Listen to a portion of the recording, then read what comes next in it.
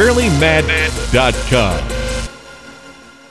Adolf Hitler is infamous for many things. Having a dodgy moustache, being a bit of a shit art student and taking it out on everyone else. Oh, and that small, tinsy tiny matter of trying to take over the world. Dwarf. What many of you probably don't know is that he was also famous for having a very unusual medical problem that may in some way have contributed to his eventual downfall. Uncontrollable flatulence.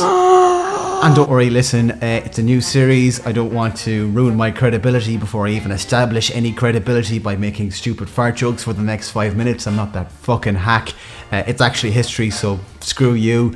And, well, actually, I am going to make fart jokes for the next 5 minutes. Wir wollen, dass dieses Volk eins nicht verweichlicht wird.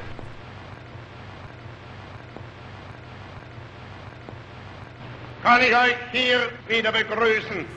Hitler suffered from nasty constipation and diarrhea since he was a child, and his gassy affliction only grew worse with age. Not his only gassy obsession. Awkward. In 1929, Hitler was making political waves and was deeply embarrassed by his constant backfiring, so after reading a number of largely inaccurate medical manuals and examining his feces...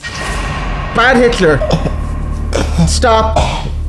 What am I doing? Hi love, how's your day going? Oh, fine mum, just, you know, I was playing with a chocolate bar earlier on pretending it was Hitler eating a piece of shit. Fantastic. Adolf concluded that his diet was the problem. Does my Third Reich look big in this? Hitler was a hypochondriac and often argued with doctors during his rise to power, so it's no surprise that when he finally did become top dog, there was going to be very few experts who disagreed with his frequent self-diagnosis. What's that, mein Führer? You're a seahorse. Ah, yeah, of course you're the best little seahorse in all of Germany. Adolf decided that all cooked foods were carcinogenic, so he started wolfing down plates of cauliflower, cottage cheese, boiled apples, artichoke hearts, and asparagus and white sauce instead. I just feel that swooshing around inside you already. Dr. Theo Morel, his private physician. Physician? Fuck it. Dr. Theo Morel, his private doctor, noted in his diary that his high fibre diet resulted in, quote unquote, constipation and colossal flatulence on a scale I have seldom encountered before. It's around this point when things start to get a little bit crazy. Morel loved the attention, he was a bit of a lick arse, and he was a grotesque man even by Nazi standards, and let's face it, you have to be more than a little gross to stand out from that shower. The good doctor started to administer a frightening amount of drugs that would make Michael Jackson's prescription medicine addiction look like an over-fondness for Calpol. Here's my 4 top picks. 16 strychnine pills a day, which probably cause strychnine poisoning, resulting in sickly pale skin and memory loss. Not exactly something you want if you're battling half of Europe. Did we have a go at France yet? Last week. Really? Brilliant.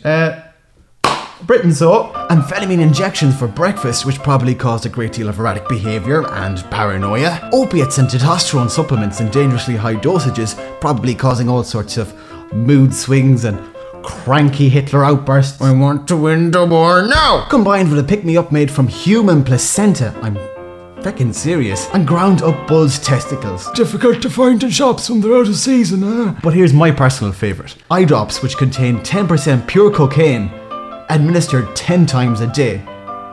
What? Charlie Sheen, it's called Charlie Sheen. 3 different Nazi doctors went and complained about Morel, but they weren't listened to. Heinrich Himmler, Mr. Terrifying Face himself, even pulled one of Morel's assistants into his Gestapo HQ, the polar opposite of Disneyland basically, just to see if Morel perhaps could be a spy. But what are you going to do when Adolf gets an idea into his head? Remember how he got fixated on the whole Jewish thing, huh? By 1945, Hitler's rapidly crumbling empire was mirrored in his equally crumbling health. His head pounded with severe migraines, he suffered from frequent blackouts, and his hands trembled uncontrollably. Ding ding ding dong, things are going shit. On the 20th of April, the game was up and Adolf took to his bunker and dismissed Dr. Morel's daily shots for the very first time. Instead of killing himself slowly unintentionally, he was going to speed the process up by making one self-medicating judgment call of his own. Bye-bye ground-up testicles.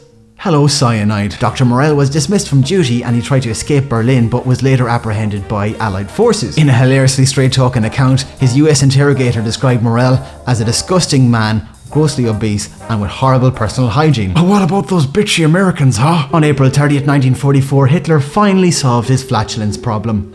by committing suicide. An unconventional way of solving an ailment, I agree, but it does have a 100% success rate. Hi, Westdoc, yeah, I'd like to book an appointment. I've got a terribly upset stomach. Kill yourself.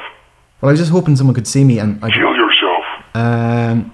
I think I'll be alright. So I guess if there's one thing we can all learn from this story, it's that no matter what your personal hang-ups are about your body or your embarrassing little habits, there's no point in obsessing over them. Cast them aside and just get on with your life, concentrating on whatever you do best, be it good or that old chestnut, crushing everybody that opposes you in the world so one day you can rule with an iron fist. Evil! Evil!